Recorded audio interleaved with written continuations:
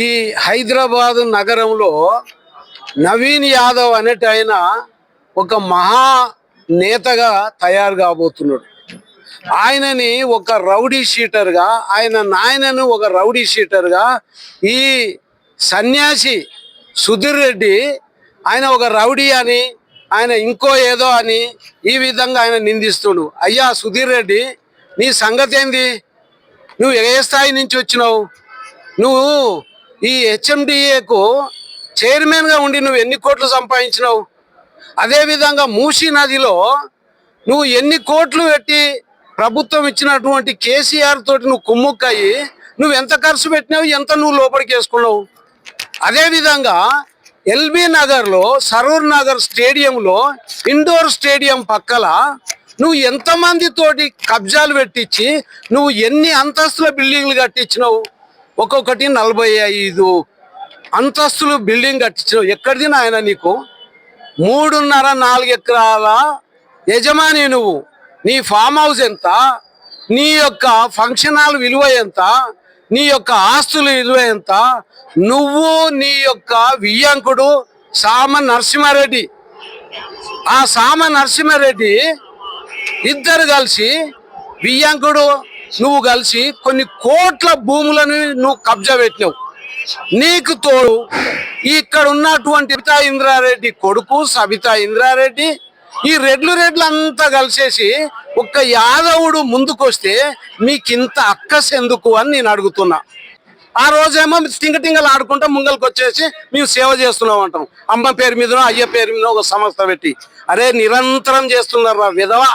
ఇక్కడ వచ్చి చూసుకో, ఈయన గురించి చూసుకో.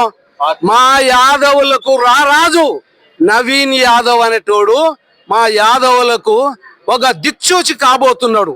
అందుకనే నేను చెప్తున్నా, ఇకనైనా బుద్ధి తెచ్చుకో సుధీర్ రెడ్డి. ఇక నీ జన్మలోగా నువ్వు గెలిచేది ప్రసక్తే లేదు. ఈ 3 సంవత్సరాలే నీ యొక్క చివరి అంతిమ గడియలు. బిడ్డ, నిన్ను కాదు నీ రెడ్డి వర్గాన్నంతా తొక్కి బొందబెడతాం నా కొడుకులారా. మా నాయకుడిని నువ్వు ఒక రౌడీ షీటర్ అంటావా? నిన్ను ఎత్తుకపోయిందా? నీ భార్యను ఎత్తుకపోయిందా? నీ బిడ్డను ఎత్తుకపోయిందా? నీ వర్గాన్ని ఎత్తుకపోయిందా? చెప్పు, నువ్వు ఎట్లా రౌడీ అయ్యిండు? అన్యాయం జరిగినప్పుడు ఎదుర్కొంటాడు. ఏ రాత్రి కావాలంటే ఇక్కడ ఈ ప్రాంతంలో యూసుఫ్ గూడనే కానీ అటు తర్వాత హైదరాబాద్లో ఎక్కడ ఏ సమస్య వచ్చినా కానీ ముందుకు పోయి ఆయన నిక్కచ్చిగా అడుగుతాడు, నిలదీస్తాడు, అక్కడ న్యాయం చెప్తాడు. ఈ పోలీసు వ్యవస్థ, ఈ కోర్టులు ఇందులో ఉన్నటువంటి ఏదైనా న్యాయం చేయగలుగుతున్నాయా? ఈ దొంగల పాలన, ఇది దోపిడీ పాలన, ఇది దొరల పాలన. ఈ దోపిడీ దొంగల పాలన కోసమే ఇలాంటి వాళ్ళు అందరూ ఉద్భవిస్తున్నారు. బిడ్డల్లారా, ఇంకా ఎన్నేళ్ళు మీరు ఈ వ్యవస్థను నడిపిస్తారు? 78 సంవత్సరాలు మమ్మల్ని మోసం చేసి మా ప్రజలకు 5,000, 3,000, 2,000 లంచం ఇచ్చి మా ఎన్నికలను కొనుక్కొని మా ఎన్నికల ద్వారా నువ్వు గద్దెమెక్కినవు.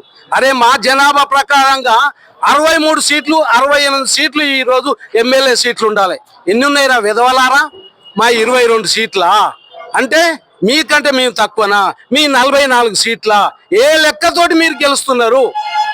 అక్కడ ఒక ఆయన ముసలి పెద్ద మనిషి ఉన్నాడు, జానారెడ్డికి ఏం కావాలి?